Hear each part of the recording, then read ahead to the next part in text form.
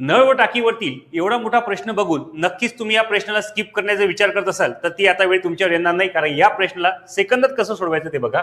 अ, ब आणि क नळाने स्वतंत्रपणे एक टाकी जर 12, 15 आणि 20 तासात भरली जात असेल किंवा रिकामी होत असेल तर एकाच वेळी अ आणि ब नळाच्या साहाय्याने टाकी भरण्यास प्रारंभ केला आणि क नळाच्या साहाय्याने जर टाकी रिकामी करण्यास सुरुवात केली तर किती तासात टाकी भरल्या स्थितीत दिसेल.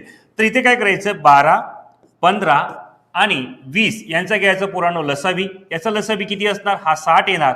तर बघा 12 पंचे किती होते, 60 होते, 15 चूक 60 होते आणि 20 त्रिक 60 होते. आता या दोघांची बेरीज करायची, 5 आणि 4 9 होते, कारण सी नळ जो आहे म्हणजे क नळ आहे हे टाकी काय करतो, खाली करतोय. 9 मधून जर हे 3 मायनस केले तर उरले किती आपल्याकडे 6. म्हणून टाकी बरोबर 60 भागिला करायचे पोरांनो 6, म्हणजे आपलं उत्तर किती येणार, 10 तास. तर याचा अर्थ टाकी किती तासात भरेल, तर ती 10 तासात भरेल. हा प्रश्न जर तुम्हाला नीट समजला असेल तर या प्रश्नाचं उत्तर तुम्ही मला कमेंट बॉक्समध्ये कमेंट करून नक्की सांगा.